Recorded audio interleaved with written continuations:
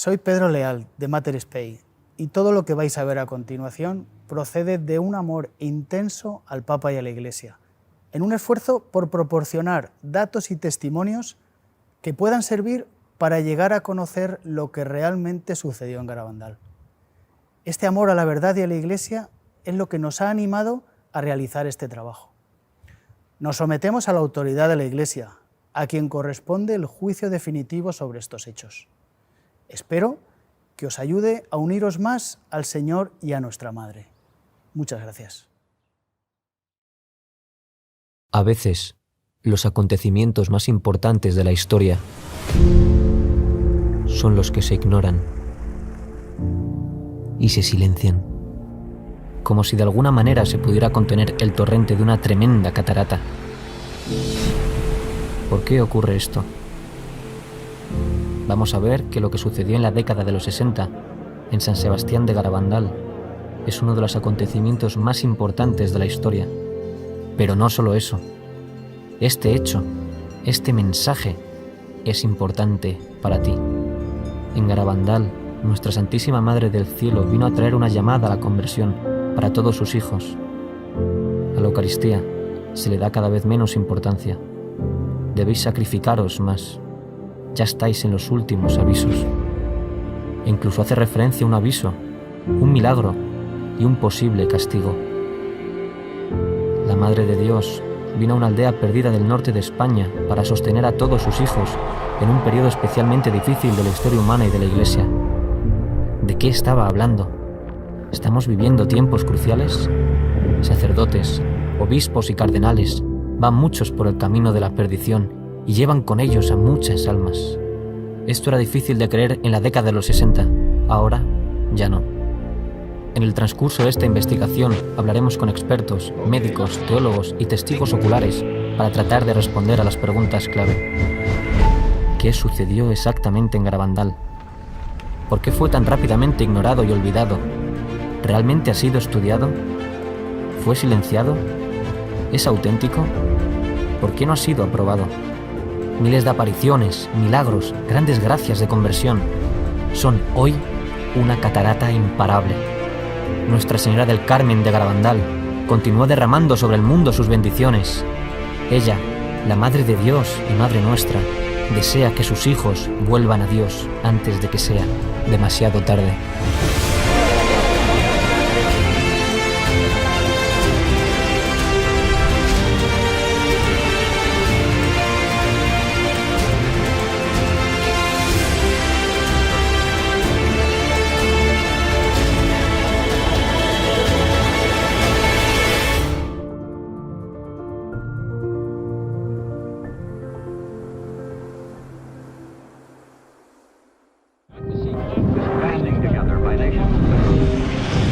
Soy el padre José Luis Saavedra, soy doctor en Teología por la especialidad de Historia en la Universidad de Navarra. Bueno, soy Jorge Fernández Díaz, soy ingeniero industrial, inspector de trabajo, pero toda mi vida, durante 40 años hasta ahora, ininterrumpidos, pues he estado en la vida pública. Yo me llamo Ángel María Rojas. Entré hace más de 62 años en la Compañía de Jesús.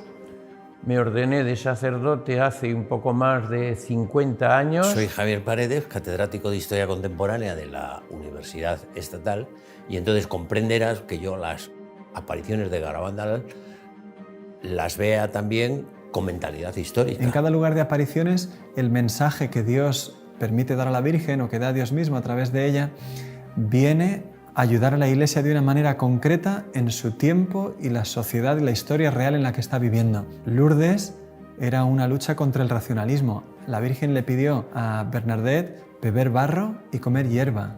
La gente estaba escandalizada cuando vio eso y hoy 5 o 6 millones de personas visitan Lourdes cada año. Fátima, la lucha contra el comunismo, el daño que iba a hacer una ideología que se convirtió en un totalitarismo que acabó con millones de personas. En Garabandal, el mensaje es todavía más fuerte.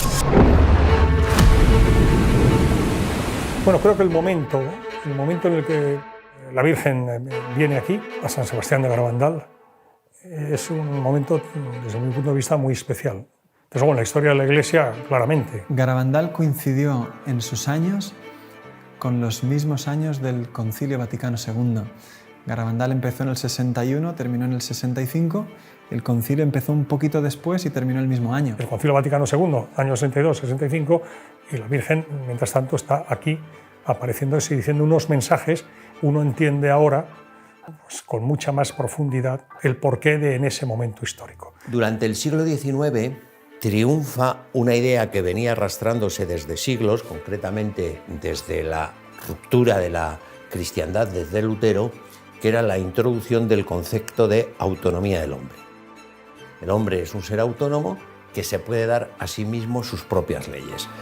Eso mismo ocurre al final del XIX y principios del XX dentro de la Iglesia. De hecho, Juan Pablo II, en una de sus encíclicas más importantes, se llama Veritatis Splendor, en los números 4 y 5 habla de una crisis enorme introducida dentro de la Iglesia, donde los mismos seminarios y facultades de teología se han apartado de la doctrina de la Iglesia. Y en los 10 años siguientes al concilio, 17.000 sacerdotes se secularizaron y 25.000 religiosos y religiosas abandonaron la vida consagrada. Y lo vemos concretamente en la crisis de las vocaciones. Normalmente hasta el año 1964 se mantenían en un nivel de 8.100, 200 seminaristas mayores de España.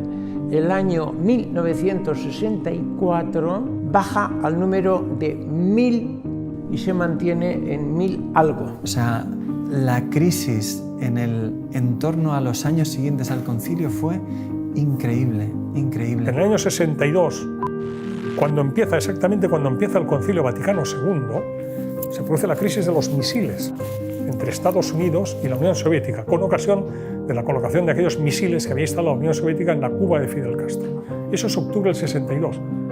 Sabemos que se estuvo al borde de una guerra y ahí parados, esperando órdenes, y mientras tanto el teléfono rojo sin parar de comunicar entre Kennedy, Khrushchev, etcétera, etcétera. Han sido momentos de una extraordinaria gravedad en lo que hace referencia a la posibilidad de que estallara un conflicto nuclear, absolutamente. Vamos a ponernos en 1961, los que conozcan Garabandal, que echen la vista atrás lo que era Garabandal, el pueblo San Sebastián de Garabandal, a donde no se podía subir en coche, con unas niñas que eran prácticamente analfabetas, que muchas de las cosas que les decía la Virgen no las entendían. ¿Por qué la Virgen les dice a unas niñas unas cosas que no entienden, pero que sí que las transmiten? Porque Garabandal es una aparición para todos nosotros.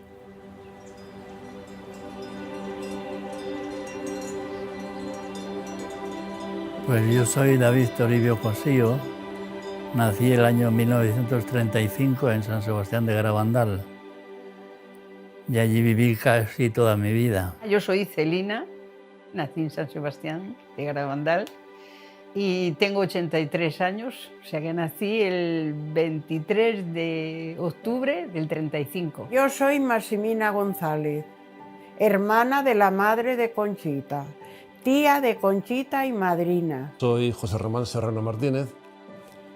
En su día estuve en Garabandal en el año 61, era veinteañero.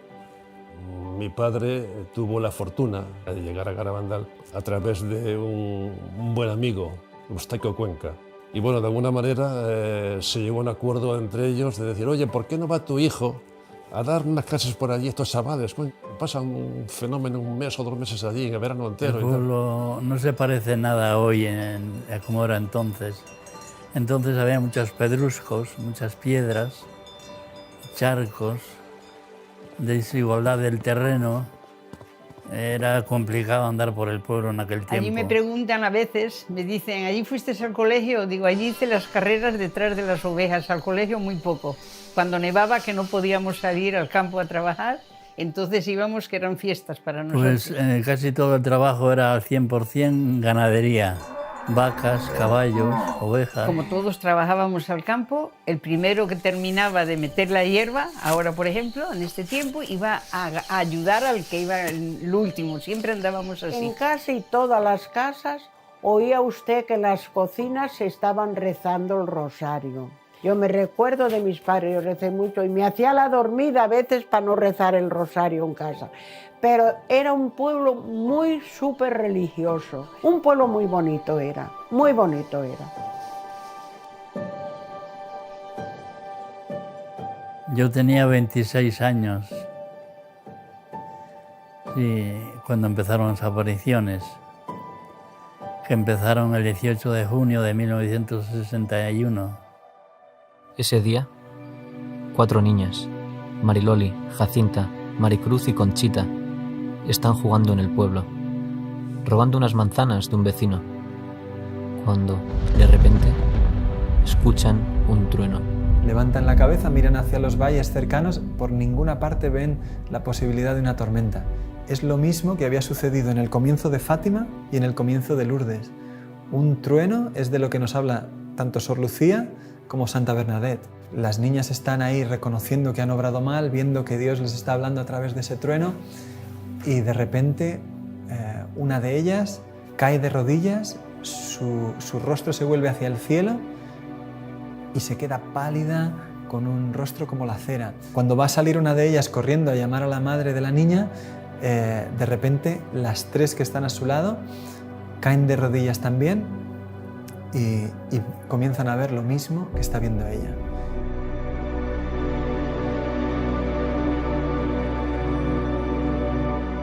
Es un ángel y sin decirles nada les llena como de asombro.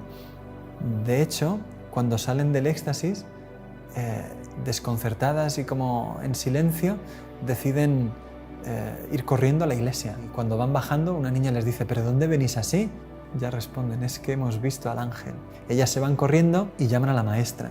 Queda tan asombrada la maestra que les dice: vamos a ver 2 o 3 días si esto continúa. O sea, ella se ve que confía en sus alumnas, que sabe que son chicas normales y que lo que les ha sucedido puede pasar. Al día siguiente, el párroco don Valentín las entrevista, una por una, sin encontrar contradicciones entre sus testimonios. Esa tarde, vuelven a la calleja solas, rezan el rosario, pero no sucede nada y tienen que volver a casa sin tener ningún éxtasis. Esa noche, cuando se van a acostar, las 4, cada una en su casa, escucha una voz que les dice: no os preocupéis, que me volveréis a ver.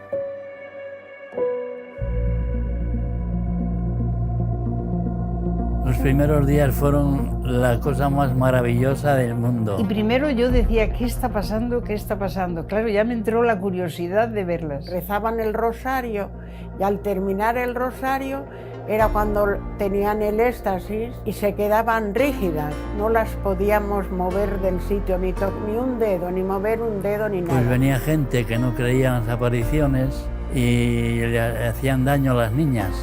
Las pinchaban, les metían unos focos por los ojos, porque no pestañearon nunca. Las niñas nunca pestañearon, siempre miraban al cielo con los ojos abiertos. Entonces las madres vinieron donde nosotros llorando por el amor de Dios, cuidar de nuestras niñas que las están maltratando. Entonces a partir de ahí, nosotros los mozos, que éramos unos 20, pues las cuidábamos, andábamos con ellas y fue maravilloso porque nos enterábamos prácticamente de todo.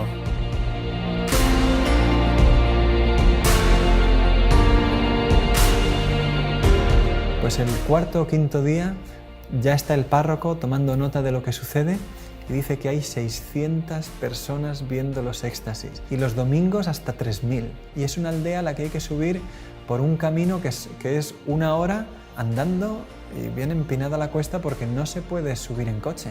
No había baños, no había apenas luz eléctrica, no había asfalto y se llena de gente aquello. El mero hecho de que haya tanta gente allí ya te está diciendo de qué es lo que estaban viendo. El 1 de julio, el ángel les anuncia una visita muy especial que tendrá lugar al día siguiente. Ese día, 2 de julio de 1961, ven a la Santísima Virgen como Nuestra Señora del Carmen.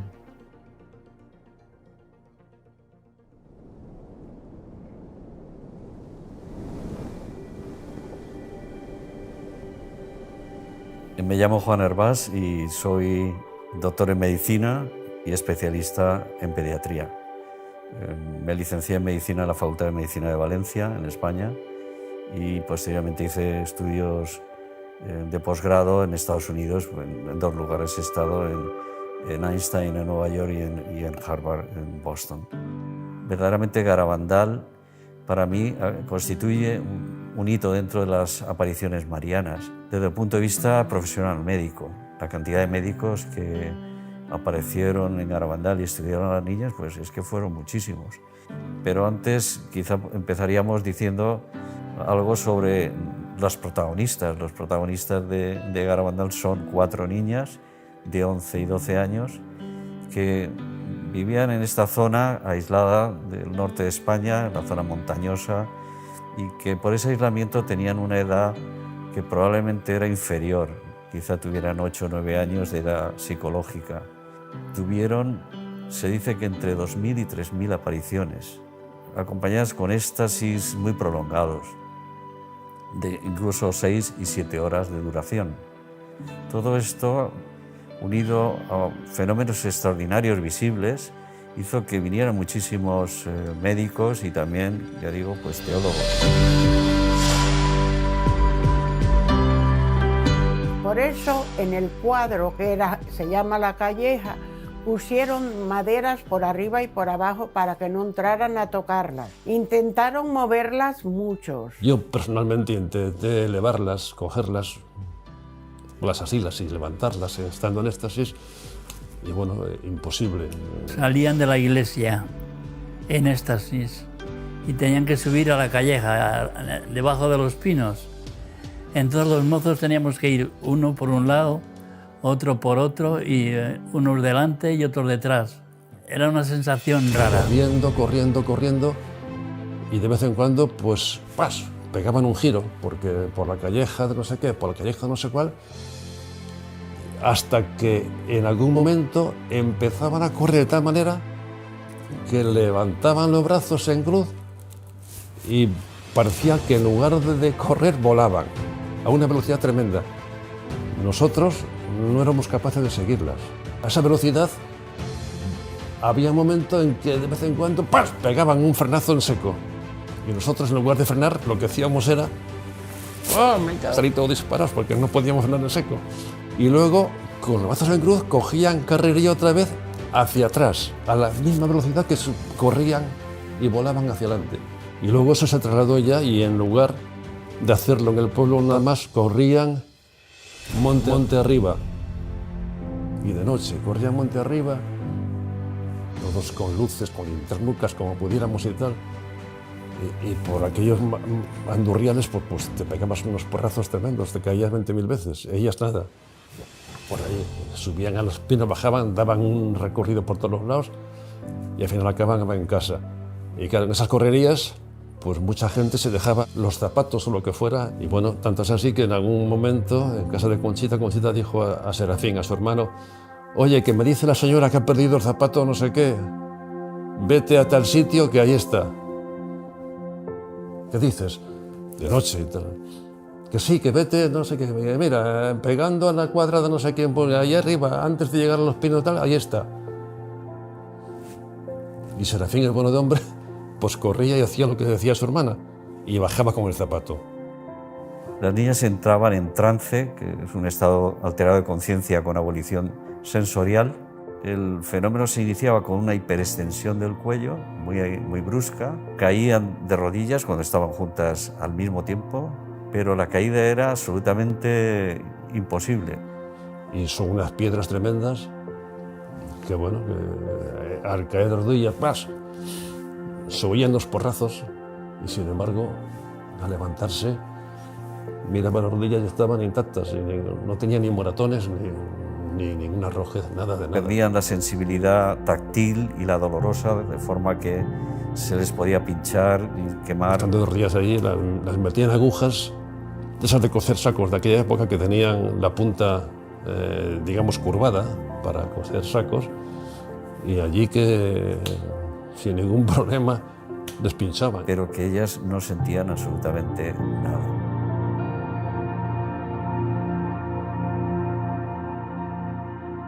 apareció por allí Máximo Frösler, ingeniero alemán, vivía en Santander, y por las circunstancias que fuera oyó hablar de Garabandal, y este hombre nos decía: yo soy protestante, teóricamente no creo en la Virgen, pero bueno, yo no entiendo lo que está pasando allí. Son unas niñas de 11, 12 años, débiles, pequeñas, de un pueblo allí perdido, y él era muy fuerte. Yo una de estas niñas la cojo y la levanto en una mano, pero cuando caen en éxtasis no puedo mover ni una mano. Niñas que además se les veía relajadas, se movían tranquilamente y entre ellas se movía una a otra, así normal, pero yo, si intento mover una mano, no puedo. El prior de la Trapa, un hombre fortachón con el que he coincidido yo allí, entre él y yo intentar en éxtasis levantar o mover un brazo de una niña no hemos podido. Entre él y yo no es que no podemos levantar, sino no movemos un músculo. Pero además notamos que la niña no hace esfuerzo, está relajada. No lo entiendo. Por ejemplo, un señor de Madrid, un muchacho de Madrid, joven, no, de Barcelona, pues se arrimó a Simón, el padre de Jacinta, y le dice: Simón, yo no creo en estas apariciones. Bueno, yo no creo en estas apariciones ni creo nada. Ando muy mal espiritualmente. Y le dice Simón a este joven: mire usted, la niña de la izquierda es mi niña.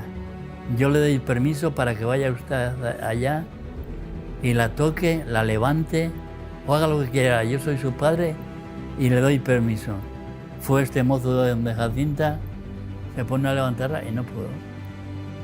Y volvió y le dice: Simón, no he podido levantarla. Eso me parecía a mí, dice él. Termina la aparición y le dice Simón a Jacinta: Jacinta, este señor te quiso levantar cuando estabas hablando con la Virgen. ¿Quieres ponerte de rodillas para que te levante ahora? Se pone la niña de rodillas, lo al mozo y la levantó. Ahora creo en Garabandal, ahora creo en Dios. Ay, gracias a Dios. Ahora creo en todo. No, es que es impresionante. Es que sería incontable decir todo lo que ha sucedido en Garabandal desde estos primeros días. Es absolutamente desconcertante. Levitaciones, devoluciones de esos objetos religiosos besados. La niña tenía a lo mejor 100, 200 objetos, cuenta Pepe Díez, que se les hacía como una bola todo delante de lo que ella tenía, de medallas, rosarios, y cogía de uno en uno como fácilmente y lo devolvía a la persona que fuera sin preocuparse. Una señora le dio las medallas, la suya, la de su marido, la de su hijo y la de su nuera. La Virgen besa cada una de estas medallas y la niña no le devuelve a la señora las 4. Sin haberlos visto, le pone a cada uno la suya y sin equivocarse a las 4 medallas que la señora le había dado. Claro, la señora dice: ¿yo qué más necesito ver? Si es que llorando allí delante de todo el mundo, diciendo: es que es imposible que haya acertado las 4 medallas a cada uno la suya, sin saber ni quiénes somos, ni de dónde venimos, ni de quién es cada una, y sin mirar las medallas. La Virgen como se manifestaba dejando ver algo, claro, que atraía cada vez a más gente. Quienes volvían a casa y contaban esto hacían que viniese cada vez gente de más lejos. Soy Román Martínez del Cerro García de Blanes. Conocí Garabandal fundamentalmente a través de 2 jesuitas, Lorenzo Lacabe y el padre Ramón María Andreu. Tenía entonces 15 años. Mi padre era catedrático en el mismo instituto, con un pequeño 600 que teníamos, nos vinimos a ver a Garabandal. Dejamos el coche en Cosío, era imposible subir desde Cosío a Garabandal porque era una pista forestal llena de barro y imposible, pero encontramos un Land Rover que nos subió a Garabandal. Entonces la primera que yo viví directamente, a mí me gusta sobre todo hablar personalmente de lo que yo he vivido. Me han contado, sé mucho, leído, pero yo lo que de verdad viví es lo que más me gusta transmitir porque lo hago de primera mano. Mariloli tenía aviso por la tarde, por la noche, y nos fuimos a la taberna o tienda que tenía su padre.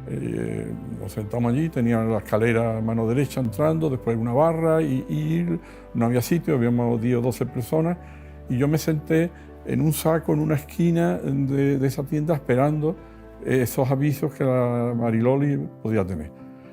pasaban las horas y yo estaba, después del viaje además estaba reventado, me quedé dormido, mi padre se quedó dormido y todos estuvimos. Y más o menos sobre las 3 de la madrugada, de pronto yo me despierto, ruido, ya.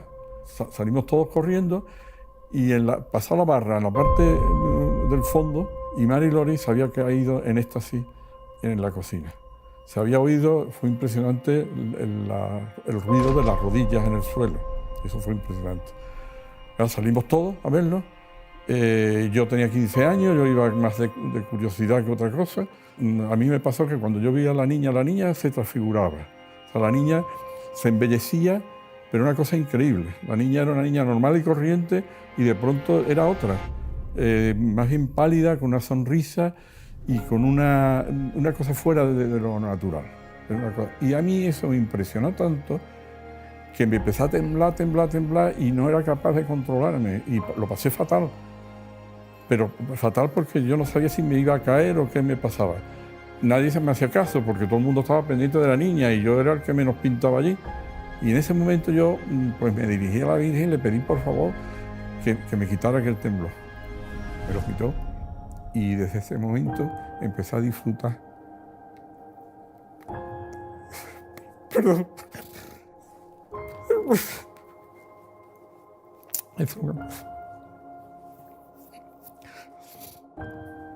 Bueno, desde ese momento empecé a disfrutar de lo que era la presencia de la Virgen en una presa. Entonces, hay veces que me preguntan, ¿cuándo de verdad pensó que la Virgen estaba presente allí? Desde ese momento. Hay 2 momentos del Evangelio que a mí me recuerdan mucho aquello. La transfiguración en el Monte Tabor, la sensación de que Virgen está aquí, la sentimos todas. Y la otra, la alegría de, por ejemplo, la visita de la Virgen a su prima Santa Isabel. Esa alegría y ese bienestar fueron en todas las apariciones. Y sobre todo desde ese momento. Desafortunadamente, no todos estaban a favor. Especiales dificultades tuvieron muchos intelectuales. Así sucedió al llegar a la aldea la llamada Primera Comisión Episcopal. Solo subieron 3 veces en todo el primer año de apariciones. Pero el día que la Virgen se apareció por primera vez, todos estaban en el pueblo. Su instructor, el padre Francisco de Oriozola, con 2 sacerdotes y 2 médicos, el doctor Piñal y el doctor Morales. La comisión comentó con alguna de las personas que había por allí, que había venido con ellos, que aquello se iba a terminar ese mismo día. Pero no se estudiaron los hechos extraordinarios que ahí estaba pasando. De hecho, el doctor Morales nunca más subió a la aldea. Él mismo lo cuenta en una conferencia que dio años después. Solo estuve en la aldea en una ocasión. Y sin embargo, de mis informes negativos vino la condena para Garabandal. La comisión, de hecho, no volvió a subir hasta finales de julio y subió por la noche para intentar llevarse a las niñas a escondidas y que todo aquello se terminase. Las familias se negaron, excepto la de Conchita. Se llevaron a Conchita, estuvo 8 días en Santander y la terapia que le dan a Conchita es llevarla a la playa, llevarla a la feria y mantenerla ocupada para que no piense en las apariciones. Y yo fui con su madre a Santander, a casa de este sacerdote, a buscar a Conchita. Yo vi, Conchita le mandaban que si no lo negaba, a ella la llevarían a un manicomio y a los padres a la cárcel. Entonces ella, hartándose de amenazarla, ella dijo, bueno, pues lo mío no será verdad, pero lo de las otras al mejor sí. Muy bien, Conchita, la palmearon porque ya lo había negado. El día siguiente de que Conchita volvió de Santander, se reunieron los teólogos y médicos de la comisión con las personas en el pueblo que quisieran interesarse sobre las apariciones. Y allí acudieron médicos y sacerdotes que estaban estudiándolas por su cuenta. Hubo una reunión grande delante de la puerta de la iglesia que la cuenta el mismo doctor Ortiz, un pediatra de Santander que pasó más de 50 días estudiando los éxtasis. Tú figúrate, si un médico a una persona normal nos ve en 15 minutos, lo que supone que un pediatra de Santander recorra 90 kilómetros para estar 52 días estudiando los éxtasis un día tras otro y permanecer en la aldea. La cantidad de información que este hombre tenía sobre las apariciones es enorme. Y el doctor Ortiz, delante del papel que le muestran los teólogos y médicos de la comisión, dice, mira, la niña ha negado todo, esto se acabó. Dice, pero ¿cómo me explicas con esa firma lo que yo he probado científicamente, que ha sido una levitación? Es que he pasado mi brazo por debajo de la niña, ¿sabes? Vamos, o sea, es que es una prueba de lo más sencillo, ¿no? Explícame eso, ¿cómo lo ha hecho? No, eso ha sido epilepsia. Dice, bueno, pues pega unos botes bastante poderosos la niña, ¿no? Es que todo aquello se había firmado bajo una presión enorme sobre una niña de 12 años que apenas había salido de su aldea en toda su vida. No entendemos que haya en ello mala intención. Sin embargo, sí que es muy difícil entender bien lo que sucedió en Garabandal si uno no acude a todas las fuentes documentales que tenemos hoy. Hubo cosas en las que algunas personas tienen una responsabilidad seria y que poner eso a la luz de la verdad pues requiere volver a tomar en serio unos hechos que no han sido estudiados objetivamente quizás nunca.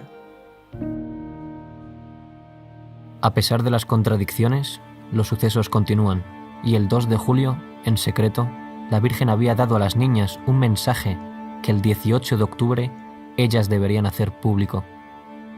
Cuando la fecha se acerca, los peregrinos comienzan a acercarse a la aldea, miles de personas, está abarrotado como nunca. Y sin embargo, los peregrinos para llegar ahí tienen que atravesar una jornada que es de lluvia, granizo, incluso por la tarde llegó a nevar. Sí. Me acuerdo del día lluvioso, porque en mi casa había gente y traían unos zapatos muy bonitos y entonces, como estaban muy mojadas, entraron en mi cocina y los metieron al horno a secarlos. Y estábamos hablando y se nos olvidaron los zapatos y entonces se le quemaron los zapatos, eran marquesas o no sé qué eran. Sí. Se leyó en los pinos, lloviendo, llovía a mares. La Virgen pidió que las niñas se lo entregaran al párroco delante de la iglesia y allí lo leyeran ellas. Y después, en los pinos, volviese a ser leído el mensaje por el párroco, don Valentín Marichalán. Sin embargo, la comisión presionó al sacerdote para que hiciera algo diferente. El mensaje no fue publicado delante de la iglesia. Tampoco lo leyó el párroco. En cambio, se anunció que solo sería leído por las niñas, en los pinos. Los testimonios son muy fuertes. Hay una mujer que habla de cómo caminaban entre el barro a empujones para intentar lograr buenos puestos. Cuando ya finalmente se dijo se va a publicar el mensaje, pues la gente subió a los pinos, pero la carrera que se organizó para eso, la gente caía, resbalaba, se empujaba. Y cuenta ella, dice, lo increíble es que no nos matáramos, miles de personas para conseguir un buen puesto, y dice ella, yo quedé como a unos 60 metros de las niñas, y claro, apenas oí nada, pero cuando ya llegó el mensaje, toda la situación me tenía completamente ya vencida. Hay que hacer muchos sacrificios, mucha penitencia, visitar al Santísimo, pero antes tenemos que ser muy buenos. Y si no lo hacemos, nos vendrá un castigo. Ya se está llenando la copa, y si no cambiamos, nos vendrá un castigo muy grande. Insiste mucho en lo que fue el mensaje de Fátima. Estamos en plena guerra mundial, cuando viene la Virgen a Fátima, y dice que las guerras son consecuencias de los pecados de los hombres, y que por tanto tiene que haber conversión. Bueno, en Garabandal lo mismo. El primer mensaje que dice que el cáliz se está llenando de los pecados, de las ofensas a Dios que se están cometiendo, ¿no? Y que si no nos arrepentimos, si no pedimos perdón, si no nos sacrificamos, si no rezamos, pues que vendrá un castigo. Vendrá un castigo, ya anuncia el castigo. El mensaje hablaba efectivamente de un castigo. Se había hablado antes de un milagro, pero solamente a las niñas, y eso comienza desde ahora a ser una parte importante en Garabandal, como una ayuda especialmente grande para un tiempo particularmente difícil de la historia. Sin embargo, en ese día el mensaje no se pudo entender. Dijeron, toda esa preparación tan grande para un mensaje tan chiquito como sacrificios, visitar al Santísimo, todo eso ya lo sabemos, y un castigo muy grande si no cambiamos, pues ya lo sabemos. Las videntes después, durante los años posteriores a las apariciones, siempre han dicho, lo más fundamental que tenemos que poner en el centro son los mensajes. Lo que el cielo quiso hacer ahí, por lo que hubo tantos fenómenos extraordinarios, era para que prestásemos atención a lo que nos quería decir el cielo en esos mensajes.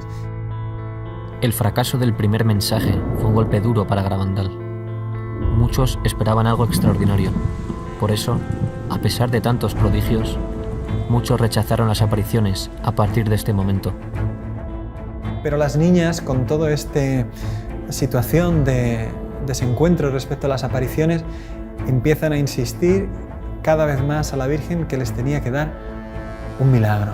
Haz un milagro, que sea, aunque sea pequeño, como que volemos o que se haga de noche en pleno día, lo que sea, pero que la gente crea, que sepan que tú estás aquí. La Virgen siempre solía callar, no les respondía, incluso se ponía a veces triste y les decía, ya creerán.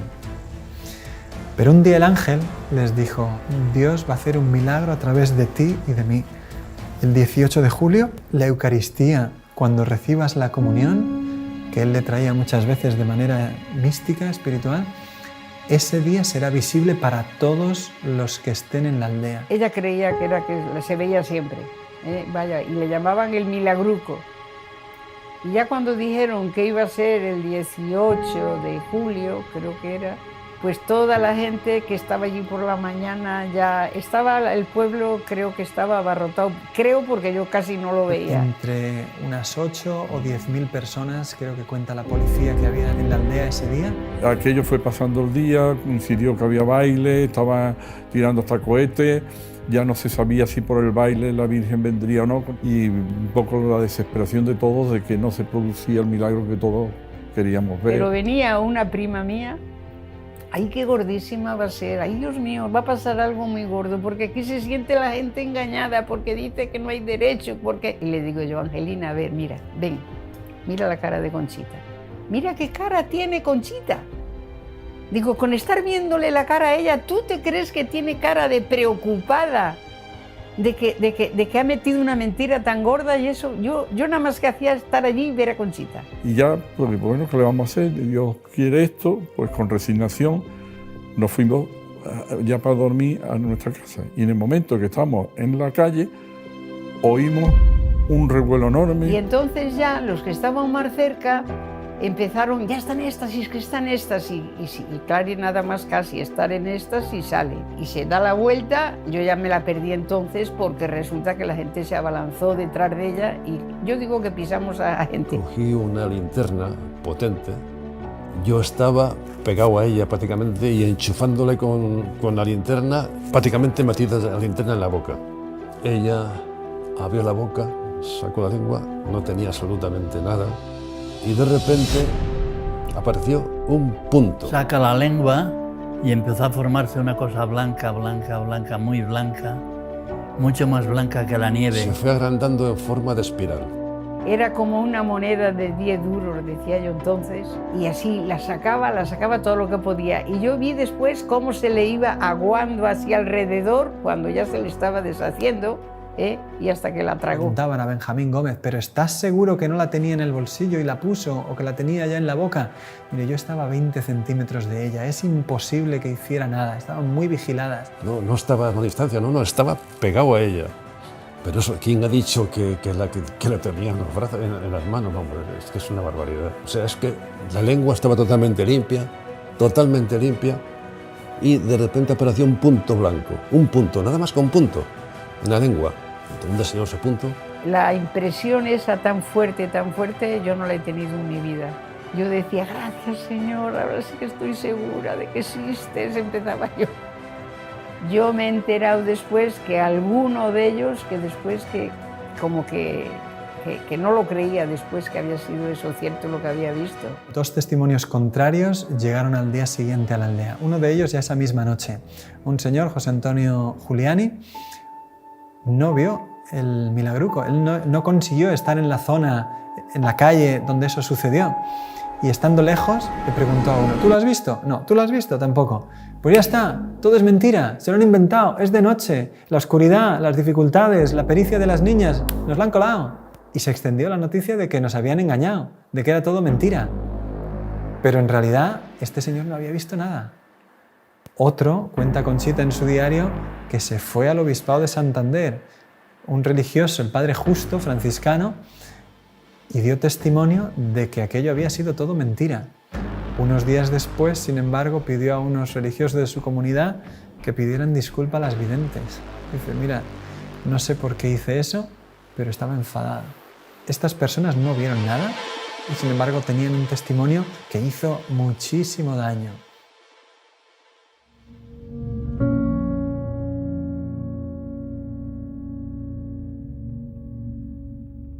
A partir del mes de septiembre de 1962 comienzan a hablar ya con claridad de un aviso, de un milagro y de un castigo. El aviso, según Garabandal, será un fenómeno mundial, una gracia de Dios para cada uno de nosotros. Yo creo que es una manifestación de la misericordia de Dios. Si uno se pone a pensar, el mejor favor que Dios nos puede hacer en este mundo es ver el estado de nuestra alma y a dónde iríamos, ¿no es cierto?, si nos muriésemos. La gracia del aviso será como si se detuviese el tiempo y todo el mundo pudiese ver su alma por un instante tal cual la ve Dios. Todo el bien que hemos hecho, todo el bien que hemos dejado de hacer y todo el mal que hemos hecho. Para que de esa manera tengamos un impulso de conversión. La misma Conchita dijo, lloraremos de lo que Dios nos ama después del aviso. Loli sí que sabía la fecha del aviso. Y dijo que el aviso vendrá en un momento en que España y el mundo lo necesiten. Y habló de una iglesia que parecerá desaparecida, hablaron mucho del comunismo. España estará muy mal. Yo le dije, ¿peor que como está ahora? Y dice, sí, peor. Todos sabrán que viene de Dios y algunos intentarán negarlo. Eso se va a intentar desnaturalizar. Bueno, pues el Señor vuelve hacia nosotros. ¿Cómo? Con el milagro, para que creamos que efectivamente eso ha sido como tú lo has vivido, lo has sentido o crees que puede haber sido, y no como te están intentando decir algunos. El pequeño milagro de la comunión visible está en contraste con el gran milagro que empezó a anunciar ahora, a partir del otoño del 62, en el que decía que sería un milagro enorme, muy grande, mayor que el milagro solar de Fátima. ¿Y ese milagro para qué vendría? Lo preguntó a Jesús el año siguiente, en una locución el Señor le respondió, Señor, ¿es para convertir a mucha gente? No, Conchita, es para convertir al mundo entero. El milagro es tan fuerte, es tan impresionante, que sin una gracia especial te mata, como lo mató al padre Andreu, de felicidad, pero te mata. Yo digo que hay dos personas que han visto el milagro. Una fue el padre Luis María Andreu. A él le llaman el quinto vidente de Garabandal. De repente, mientras las niñas están en el éxtasis, él aparece en el campo de la visión y la gente que estaba en los pinos durante el éxtasis escuchó el grito de él que repitió 4 veces una palabra, milagro. Pero esa noche volvía en jeep con sus compañeros de peregrinación y contaba qué buena es la Virgen, cuánto nos ama, qué madre tenemos en el cielo.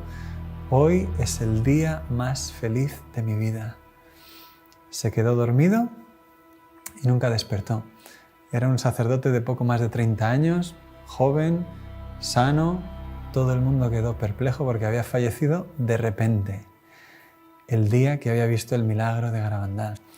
Y hay otra persona que ha visto el milagro, San Pío de Pietrelcina. Y el padre Pellegrino, que la había aceptado poco antes de morir, dice, yo he sido el último hijo espiritual aceptado por el padre Pío en vida. Le dijo que había visto el padre Pío, había visto el milagro antes de morir. Lo que sí sabemos es que el padre Pío dijo que el velo que iba a cubrir su rostro 3 días después de su muerte, que se lo entregaran a Conchita. Este milagro, los testigos de aquellos que vivan el milagro, más esa señal que es muy importante, Garabandal se va a transformar en un lugar de peregrinación mundial. Y ahí es donde vamos a entender esto que dijo la Virgen cuando dijo, El milagro de Garabandal viene para convertir al mundo entero.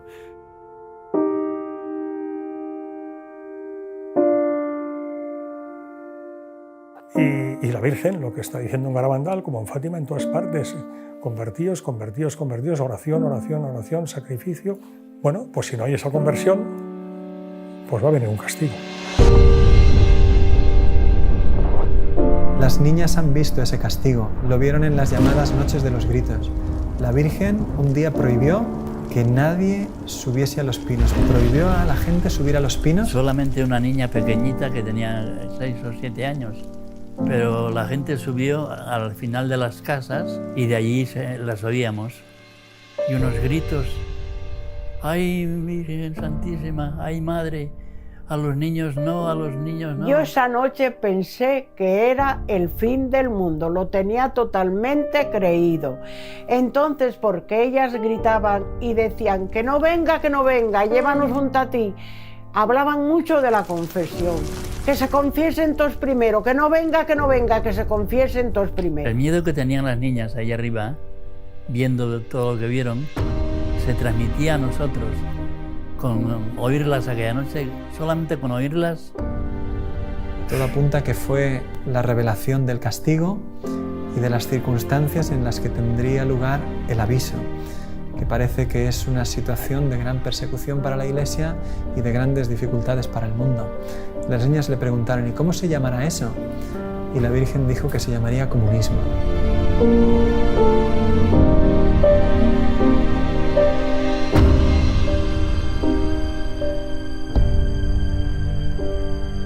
Yo estaba con la boca abierta porque había allí un franciscano que se quedaba aquí en mi casa. Entonces José Manuel, un chico del pueblo, vio a este sacerdote.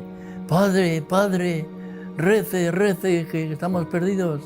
Rezaba, cuando rezaba aquel padre, las niñas callaban. Venía una paz inmensa y percibías esa paz. Pero el padre se cansaba de rezar y volvían otra vez.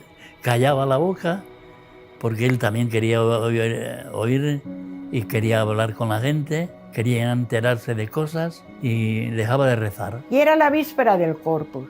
Y el día del Corpus fue un día precioso. Unas confesiones, unas comuniones, una procesión del Corpus con el Santísimo. A mí me da pena que mucha gente, cuando hablan de Garabandal enseguida, piensan, ¿y el aviso y milagro castigo? ¿Por qué no nos fijamos en todo lo demás? Porque si hacemos caso a la Virgen en todo lo demás, no habrá castigo, que es un tema que dijo, quizás haya un castigo si la humanidad no se convierte. Pero la Virgen vino a decir mucho más y el mensaje de Garabandal abarca mucho más. Es como si al estudiar el Evangelio nos quedáramos. Y aquellos días, cuando vengan aquellos días, nos quedamos en esa frase. ¿Y cuándo serán esos días? ¿Y qué serán esos días? Pero hombre, léete el Evangelio entero, vive el Evangelio. Y no te preocupes de esos días que probablemente te habrás muerto tú antes. Vive como pide la Iglesia, que es como pide Garabandal. La gente se preocupa mucho del aviso, el castigo, el milagro, y no se preocupa del mensaje. Ser buenos. A la Eucaristía cada vez se le da menos importancia. Contemplar la pasión de Jesucristo. Eso es lo importante de Garabandal. Las apariciones iban llegando a su fin. Y en enero de 1963, las niñas dejaron de ver a la Virgen. Solo Conchita volverá a verla, aunque tendría que esperar casi 2 años. Al fin, el 8 de diciembre de 1964, la Virgen le anuncia que va a dar un nuevo mensaje para el mundo. Claro, todo el mundo tiene en la cabeza la crisis de las apariciones con el primer mensaje en 1961. Entonces, ahora, cuando todo está más dividido, de repente se anuncia otro mensaje y lo anuncia una vidente sola. Sin embargo, se va acercando la fecha y mira, todo el mundo esperaba algo. Tanto es así que llega a la aldea más gente que nunca. Hay crónicas de los periódicos que son impresionantes de esos días. Un periodista de Barcelona, Juan Poch Soler, que escribe: subimos el 17 por la noche. Cuando llegué a la aldea vi gente durmiendo bajo los dinteles de las puertas, en los pajares. Me puse a escribir para enviar algo al periódico y a mi lado había 2 inglesas durmiendo sobre sus codos. el pueblo estaba a reventar de gente. Había 12.000, 15.000 personas, no se sabe cuánta gente había ese día en la aldea. Cuando fue pasando la tarde, no llegaba el éxtasis, no llegaba, y en un momento la niña avisó a la gente que el éxtasis sería en el cuadro. La gente intentó buscar el mejor puesto cerca del lugar del éxtasis. Es impresionante, duró unos 12 minutos y en él se escucha a la niña decir algunas palabras, se la ve reír, se la ve llorar. Curiosamente, el mensaje de la Virgen no lo dio ella. Unos meses después la Virgen le dijo: ¿sabes por qué no vine yo el 18 de junio a darte el mensaje? Porque me daba pena decirte aquellas cosas, pero necesitabais saberlas para vuestro bien y si las cumplís para gloria de Dios. Como no se ha cumplido y no se ha hecho conocer al mundo mi mensaje del 18 de octubre, os diré que este es el último. Antes la copa se estaba llenando, ahora está rebosando. Los sacerdotes, obispos y cardenales van muchos por el camino de la perdición, y con ellos llevan a muchas más almas. A la Eucaristía cada vez se le da menos importancia. Debéis evitar la ira de Dios sobre vosotros con vuestros esfuerzos. Si le pedís perdón con vuestras almas sinceras, Él os perdonará. Yo, vuestra madre, por intercesión del ángel San Miguel, os quiero decir que os enmendéis. Ya estáis en los últimos avisos. Os quiero mucho y no quiero vuestra condenación. Pedidnos sinceramente y nosotros os lo daremos. Debéis sacrificaros más. Pensad en la pasión de Jesús. Vamos a ver, yo comprendo que España, que unas niñas analfabetas digan muchos cardenales, obispos y sacerdotes van por el camino de la perdición y llevan tras sí a muchas almas. Van por el camino de la perdición y con ellos arrastran a muchas almas, sí, lo recuerdo. Obispos, que no dijo cardenales, porque era la palabra muy dura. En público, por no decir, porque es una palabra muy dura. Sacerdotes, obispos y cardenales van por el camino de la perdición y con ellos arrastran a muchas almas. Sí, lo vi. Nos pareció muy fuerte. Y también las niñas lloraron muchísimo, no querían decirlo. Y las madres no querían decirlo. Ay, Dios mío, pero ¿cómo vamos a decir esto? Si los curas son santos, ay, Dios mío, ay. Pero la Virgen les obligó a decirlo. Ten en cuenta que estamos hablando del año 61, 62, 65. La guerra española terminó en el 39. En la guerra española murieron miles de sacerdotes por defender su fe, sacerdotes y obispos. Entonces, a la altura que uno tenía un sacerdote, era de un santo que no podía uno dudar lo más mínimo, ni nadie dudaba de la santidad del sacerdote. Ahí se ve muy bien también la autenticidad de las apariciones. Si la Virgen no les hubiera empujado, no lo habrían dicho nunca las niñas ni sus madres por todo el oro del mundo. La Virgen les mandó, sí, es necesario que lo digáis. Desgraciadamente, con el paso del tiempo y en la actualidad, hemos podido comprobar con dolor que era cierto que muchos cardenales, que muchos obispos, que muchos sacerdotes fueran por el camino de la perdición. Los ejemplos son muy dolorosos.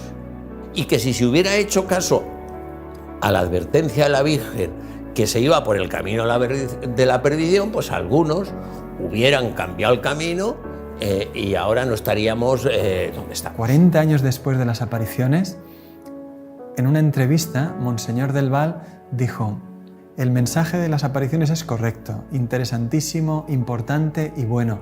Lo que no puedo entender es que dijera que muchos sacerdotes, obispos y cardenales van por el camino de la perdición.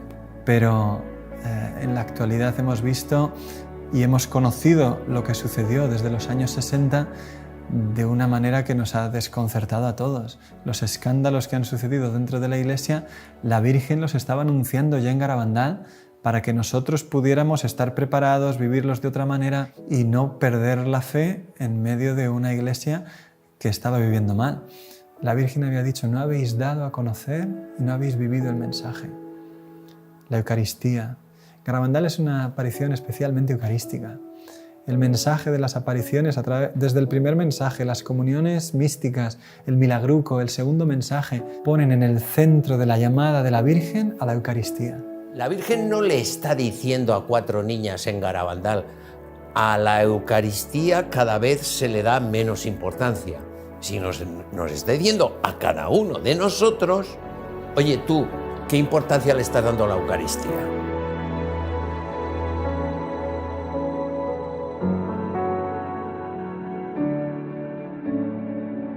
Los fenómenos terminaron con la aparición del 13 de noviembre de 1965. Después de esto, las niñas dejaron la aldea. Conchita acabó en Burgos, donde fue recibida por el padre Manuel Guerra y la madre Nieves García. Cuando conocí a Conchita, estaba en Burgos de superiora, con la casualidad de que yo no quería ya admitir a ninguna niña más porque el colegio estaba completo ya. Entonces, al poco tiempo viene la portera y me dice: hay una familia que pregunta. Vino el capellán con ellos y entonces ya les dije que yo tenía un sitio. Y entonces me dijeron quién era Conchita, me explicaron y me pidieron que Conchita tuviera un confesor, que don Manuel se ofreció, y una persona que la formara, y me ofrecí yo. Por lo tanto, entró en el colegio como una niña más, con el nombre de María, para que nadie la molestara en nada. Todas las tardes llamaba a Conchita 1 hora o un par de horas a un recibidor. Todo lo que ella me dijo, la conversación, fue grabada inmediatamente cada vez que hablaba con ella, inmediatamente para no cambiar ni una sola palabra. Yo a Conchita entonces y después la he encontrado inmejorable. No he encontrado una persona ni más normal, sin ganas de llamar la atención de nadie. Cuando ella terminó las apariciones, le dijo a la Virgen que quería ser religiosa. Entonces, nada más terminó las apariciones, se fue a un convento, se enteraron de que estaba allí, porque ella fue a confesarse y le dijo, se conoce que al padre, le dijo, después se supo, pues que ella que había visto a la Virgen, que tenía dudas algunas veces si era verdad, si no era verdad, si le parecía a ella que era ella. Y entonces el sacerdote, cuando se enteró que era Conchita, pues dijo: papá, va a decir usted la verdad enseguida. Vinieron 2 obispos y 2 sacerdotes. Algunas veces le dijeron: sí, pero eso te lo inventaste tú y yo. Sí, porque eso se inventa muchas veces la imaginación. Ah, pues sería, O sea que alguna vez, entre esa conversación tan larga que tuvieron, de 6 horas, ella alguna vez, pues era verdad, claro, ante personas que te has imaginado tú, porque muchas veces pasa eso. Bien, entonces se marcharon con esa idea y entonces yo llamé al sacerdote que estuvo con ella, contrario, en Garabandal. Le llamé a Burgos, una vez que Conchita se marchó, y le dije: quería hablar con usted porque usted ha negado siempre las apariciones de Garabandal, concretamente en este caso que fue al convento, y la tuvo usted 6 horas preguntándole. Y dice: no, 6 horas no, 5. Entonces le dije: bueno, pues muy bien, pues creo que está usted confundido porque esto no se puede hacer con una niña después de confesar y de esta manera. Cuando estos señores se marcharon de esa conversación, que la pudo dejar aturdida, entonces ella tuvo una locución. En la locución del Señor, interiormente, le dijo: no quiero que estés aquí, quiero que estés fuera. Y Conchita: es que no me quieres, Señor. Y el Señor le dice: pero yo quiero que tú estés fuera, como diciendo, como mejor me puedes servir y como debes es fuera. Hasta aquí la historia es muy conocida. A continuación vamos a presentar lo que ha pasado después de las apariciones y por qué Garabandal ha encontrado tantas dificultades en su aprobación.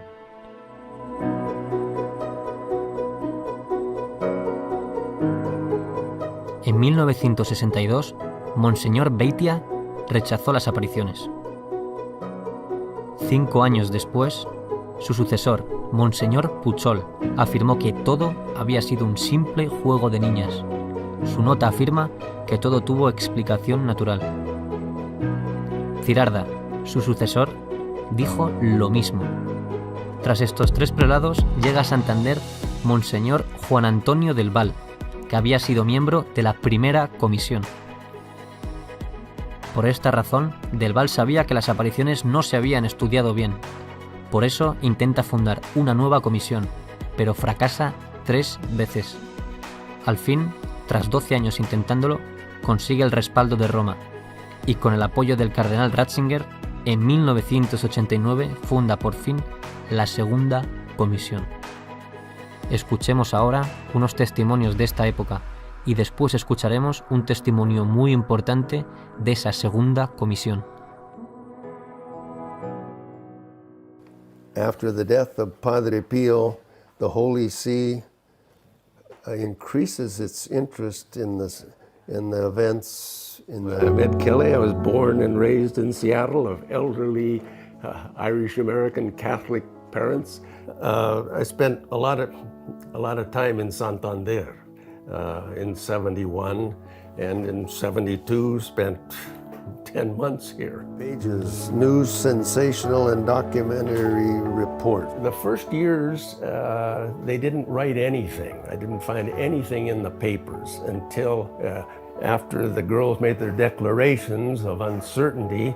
Then on the front page of the local papers, all of them, no hubo apariciones en Garabandal. Nothing. Everything has a natural explanation. And I read that, and the papers were stupid. I mean, there was so much that was illogical. I talked to the Bishop del Val Gallo. He had just made his own pronouncement that said, my predecessors have judged that it wasn't certain whether the apparitions were of supernatural origin or not. I'm in communion with those bishops. I had written for him the statements of the evaluation from all of the previous official notes. I just had the part that gave the bishop's evaluation of what happened. And he looked them over and he says, this one, the second note of Bishop Baetzia in 1965, this is the best statement on Garabandal and the one that conveys my opinion on it. And that was the note that had the statement of orthodoxy, that everything is in compliance with the traditional teaching of the Church, the real presence of the Blessed Sacrament, devotion to the Blessed Sacrament that is, and the Blessed Mother that's well known. Maternelle Laffiner, que es un sacerdote de lengua francesa que en Garabandal estuvo desde el principio estudiando las apariciones, fue entrevistado por la comisión. A él le impresionó mucho que le entrevistaron en un restaurante durante una comida. Y le impresionó más todavía que cada vez que él daba una respuesta se escribía de la manera más contraria a las apariciones posible. Le preguntaban, ¿y está usted seguro de eso? Bueno, de eso no estoy seguro. Ponga que duda sobre eso. Él entendía que todo se estaba haciendo de manera contraria a lo que él quería decir. Y cuando terminó la entrevista le impresionó todavía mucho más, porque le dijeron firme. Y él dijo, yo no firmo eso. Y tranquilamente, delante de él, pusieron con letras mayúsculas su nombre y su apellido. Y años después, unos amigos alemanes suyos visitaron el obispado para consultar cómo estaba el caso de las apariciones y les contaron que Maternelle Laffiner había hecho un testimonio en contra de las apariciones y que estaba en el obispado firmado por él. Claro, él mismo cuenta y dice, ¿cómo se llama esto en derecho canónico? Que cojan tu testimonio, se lo inventen, lo firmen y lo presenten como prueba en el caso de un discernimiento. Claro, en derecho canónico esto se llama falsedad, porque una prueba que es nula implica que un juicio tiene que ser restituido in integrum, dice el derecho. O sea, tiene que ser, cuando las pruebas son falsas, el juicio tiene que volver a realizarse, tiene que volverse a estudiar. Y eso es lo que veían una y otra vez las personas que estudiaban objetivamente las apariciones. Se encontraban con que una y otra vez todo se interpretaba de la manera más negativa posible y que cada vez que intentaba moverse algo a favor de las apariciones se volvía a tomar una distancia infinita.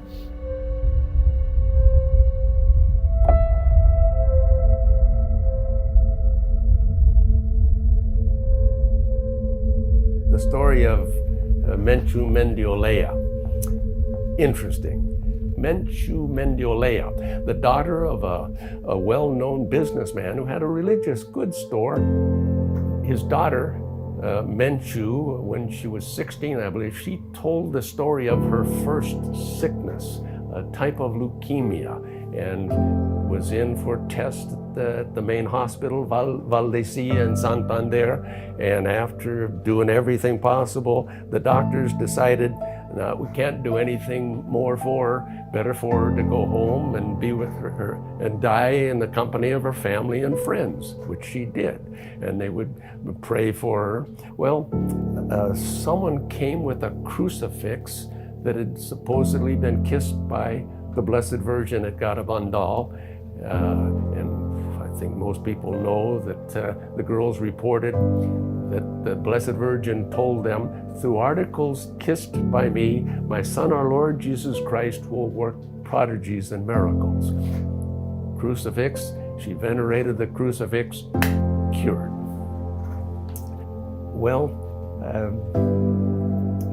I guess by that time I had heard that someone from the Chancery went to Mr. Mendiolea and told him, please don't mention Garabandal with the cure of your daughter. It is not proper to connect apparitions which are false with a cure like this. So I went to talk to Mr. Mendiolea. And we talked. I says, is it true that someone came from the diocese to tell you not to mention it? Yes. Well. Desde la misma comisión que estudiaba las apariciones, no solo no se estudia la curación de Menchu, sino que incluso se silencia el hecho de la misma curación y se requiere a la familia que no hablen de ello en ninguna parte. 10 años después, en 1975, Menchu está embarazada de su tercer hijo, 8 meses de embarazo, y le vuelven a diagnosticar la misma enfermedad, eritremia. Su marido, el doctor Ángel Álvarez, es médico en el hospital de Valdecilla, donde ella había estado hospitalizada la primera vez. Y allí, durante un mes, hacen todo tipo de pruebas. Siendo el médico allí, consigue que todo el equipo de hematología estudie a su mujer, incluido el jefe de servicio. Todo el mundo se pone a trabajar sobre ella y al final el doctor Zubizarreta, el jefe de servicio, le dice al doctor Álvarez, al marido, mira, si tu mujer se cura es un milagro, no va a poder salir adelante. El 7 de diciembre, el marido de Menchu dice, mira, mi mujer quedó curada en Garabandal y como nosotros no hablamos de las apariciones, como ha vuelto a suceder lo mismo. Coge el coche y se va con su cuñado a Los Pinos. Está nevando, sube, reza el rosario allí, su cuñado no sabe lo que están haciendo. Dice, mira, Menchu ya no tiene solución, acéptalo. Bajan y cuando vuelve al coche le dice, Menchu está curada, estoy seguro. Vuelven al hospital y le pide al doctor Zubizarreta que vuelva a hacer un estudio. Menchu tenía 500 plaquetas y encuentra en el estudio que había más de 20.000. En los días siguientes resulta que Menchu estaba de nuevo curada. Menchu es un caso único. 2 veces acuden a la Virgen de Garabandal y 2 veces queda curada la enferma.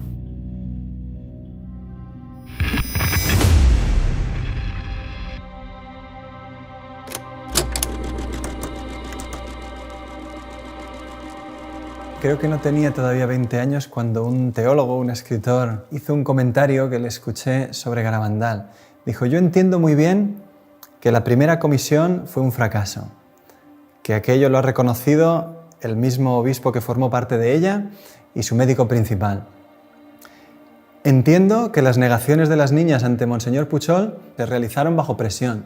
Las niñas negaron las apariciones bajo una presión que hoy es indiscutible. Pero ha habido una segunda comisión. Y la segunda comisión ha resuelto el caso de Garabandal. Claro, cuando yo le escuché a este teólogo decir eso, yo no tenía argumentos para responder. De hecho, no hemos sabido prácticamente nada hasta el año pasado. De repente, después de estrenarse Garabandal, solo Dios lo sabe, un día abro el email y me encuentro con un mensaje donde me escribe un señor que no conozco de nada, diciéndome el contacto de un miembro de la segunda comisión.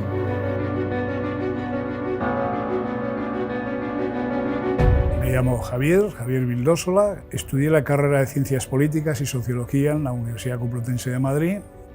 Después hice un doctorado en Antropología Social y hace 30 años pues a mí me invitaron a participar en un estudio, trabajo de campo, en San Sebastián de Garabandal.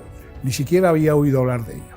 Y concretamente fue un antiguo profesor mío de la propia facultad, que se llamaba don Jesús María Vázquez, era padre dominico, y bueno, pues nos mandaron para allí. Ahora no me explicaron para qué íbamos exactamente.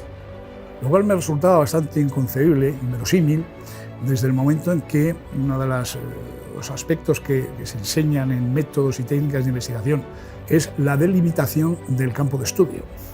Resulta que aquí no había nada de nada. ¿Vais a ir aquí? ¿A qué? A pasar un cuestionario. Nunca entendí eso. Nunca lo entendí a no ser que pensara mal, en el sentido de que yo tenía dudas sobre la intencionalidad de dichos cuestionarios que nunca, jamás, en todos sus contenidos, se refirieron a los acontecimientos acaecidos allí y, en cambio, se preocupaban muchísimo de si había habido especulación económica, desarrollo urbanístico, etcétera, etcétera. Cuando llegué no sabía nada. Por la noche no dormía, me dedicaba a leer a toda velocidad porque quería saber, pero bueno, ¿aquí qué ha pasado? ¿Qué es lo que ha ocurrido aquí? Y realmente es cuando empecé a ver que aquello no era muy normal, o sea, aquello se salía de lo corriente. De los 5 o 6 solamente hubo otro señor, como yo, que era un profesor de psicología evolutiva de la Universidad de Valladolid, Fernando Lara, un señor de psicología infantil. Aquí no están las videntes, y sobre todo no están las videntes cuando tenían la edad en que tuvieron las visiones. Si añadimos además que este señor era declaradamente, porque él mismo me lo dijo, era ateo, yo todavía entendía menos. Alguien me gustaría que me lo explicase, porque sigo sin entenderlo al cabo de 30 años. ¿Qué fue la primera comisión? La primera comisión no ha existido jamás. Luego, la segunda comisión, que es a la que se supone que yo pertenezco, tampoco existió jamás. A nosotros no se nos dijo, esto es una comisión. Se nos dijo que alguien del obispado, no se nos dijo quién exactamente, era quien había proporcionado el encargo, había dado el encargo y había proporcionado unos fondos para que fuéramos allí a pasar unos cuestionarios. Allí hubo varias personas que se supone que eran miembros de dicha comisión, eso sí, 2 veces comieron muy bien en Carmona. Yo fui a una de ellas y decidí que ya a las siguientes no iba. Cuando Vildósola se encuentra en Madrid con que todos los miembros de la comisión, sin haber hecho un estudio serio de las apariciones, se ponen de acuerdo en decir que la conclusión es que todo es una especulación urbanística, él dimite. Él dice, esto no se sostiene desde un punto de vista científico, aquí no hemos estudiado las apariciones. ¿Cómo vamos a dar la conclusión de lo que han sido? Yo dije ya al final, digo, bueno, yo no estoy de acuerdo en nada de esto que estoy escuchando. Aquí hemos ido a otra cosa. Es cuando a mí se me dijo que yo no era experto en... Yo soy antropólogo y sí, los sistemas de creencias son de mi competencia por este tema, ¿no? Y entonces es cuando yo dije que iba a presentar, si se presentaba unas conclusiones como aquellas, elaboradas por unas personas, de las cuales solamente uno, Fernando Lara, había estado presente todos aquellos días, y otras 3 o 4 personas habían ido a comer a Carmona en 2 ocasiones y eso sí, un día subieron a pasar los cuestionarios, esas personas no estaban en condiciones de decir nada. Y es que yo sigo sin entender a qué fuimos. Por eso digo que si no hubo primera comisión, porque aquella primera comisión no fue seria, es que no ha habido tampoco segunda comisión. Yo me quedaba diciendo, ¿pero qué estudio se ha hecho? ¿Qué es lo que sabemos de Garabandal? ¿Y cómo puede ser que un teólogo serio de hoy día te diga, Garabandal está estudiado porque ha habido una segunda comisión? Solamente sabiendo esto es cuando entiendes lo que Ratzinger dice cuando recibe el informe de 26 de abril de 1991. Efectivamente, en Roma el trabajo de la segunda comisión fue estudiado en la congregación presidida por el cardenal Ratzinger. El futuro papa respondió en 1992 con una carta fundamental para la historia de las apariciones. En ella afirma que Roma examinó atentamente todos los informes de la comisión. Esto muestra su interés por el caso. En segundo lugar, Ratzinger afirmaba que Roma había decidido no intervenir, aunque podría hacerlo. Así, de momento, el caso debía quedar abierto. En fin, Ratzinger sugería al obispo afirmar non constat, que significa incerteza. Roma no encontraba argumentos suficientes para realizar un juicio definitivo. El caso debía quedar abierto. Desde 1992, todos los obispos y administradores apostólicos de Santander han repetido el non constat de Ratzinger. Ante el difícil proceso de las apariciones, detenido por tantas dificultades, por el momento no se encontró una solución mejor. Desde entonces, las apariciones quedaban abiertas al sentido de fe de los fieles. Por eso, la actitud de ellos puede ser fundamental de cara a un juicio favorable de la Iglesia. Y a más de 50 años del final de las apariciones, Garabandal todavía espera respuesta. Y que tenemos derecho a saber qué es lo que ha sucedido ahí. Después de más de 50 años, Garabandal sigue esperando respuesta. Sigue siendo un mensaje importantísimo para nosotros, para ti. Porque hoy, nuestra Madre sigue derramando sus bendiciones en Garabandal.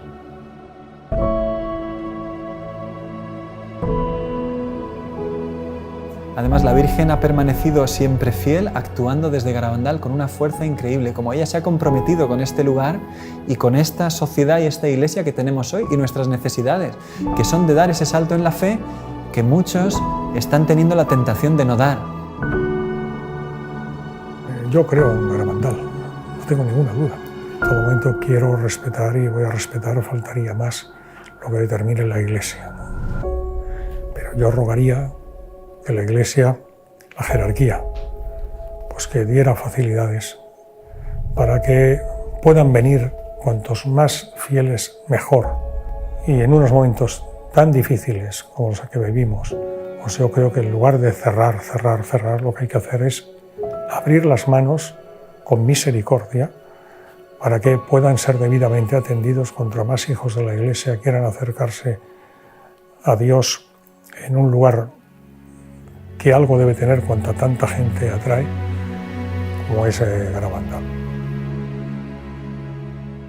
Y se compromete a través de milagros, curaciones y sanaciones interiores que siguen produciéndose hasta hoy. Es que sería incontable lo que hay que decir sobre las apariciones. Es que ha habido tanta gente que sigue llorando al escuchar el mensaje de Garabandal, tantos agradecimientos cuando se ha publicado Garabandal, solo Dios lo sabe, tanta gente que está esperando que Garabandal sea promovido como una ayuda increíble para la fe de tantos cristianos que lo único que quieren es creer en Dios y que nuestra Madre la Iglesia nos ayude a saltar hacia adelante en un mundo que no tiene fe y que nos necesita valientes. Yo quiero que el mundo se salve porque así lo percibimos en Garabandal, que la Virgen vino para que todos los seres humanos se salvaran. A las almas les falta sentir la maternidad divina en cada alma. Y eso es lo importante que se siente aquí en Garabandal. Una de las cosas que a mí me gustaría es que se hiciera una comisión médica para el estudio de las apariciones de Garabandal y de los fenómenos asociados, fundamentalmente las curaciones relacionadas con Garabandal, de personas que dicen haber tenido una curación relacionada con Garabandal. Creo que es una obligación para todos el volver a abrir el caso de Garabandal. So much happened there that it'll never be compiled in one area. So many people have experienced different things there, different graces, cures, conversions. Todos vamos hacia un encuentro personal con Jesús, todos vamos hacia una intervención de Dios en nuestra alma, particularmente con nombre y apellido cada uno, pero también en el mundo para cambiar las cosas y el rumbo por donde están ahora, de la cual tú puedes tener mucha esperanza de que muchas cosas van a cambiar para bien. Garabandal no se ha cerrado, Garabandal no ha terminado, yo diría Garabandal está vivo.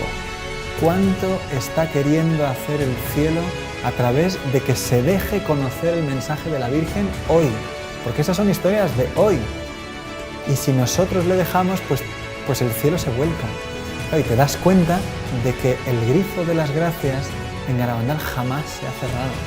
Y que la Virgen es como una madre auténtica que está a nuestro lado, derramando sobre la tierra una catarata imparable de gracias porque nos ama. Garabandal hoy es una catarata imparable.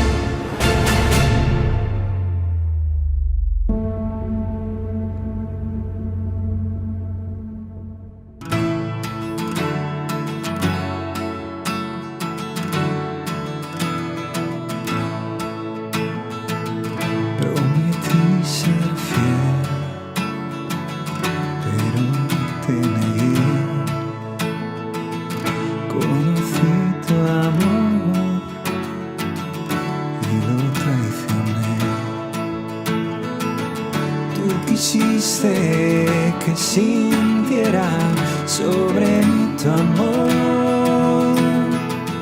Cuando llegue a ti, llegaré a mi hogar. Y en la noche dudé y tuve miedo, me aparté de ti. No te vayas, no nos dejes, Madre, tú nunca abandonarás a tus hijos que te aguardan, a tus pies, Madre, en Garabandal. Soy tan feliz de tu mano, todo es nuevo por tu amor. Y en Garabandal tu presencia desbordó mi corazón.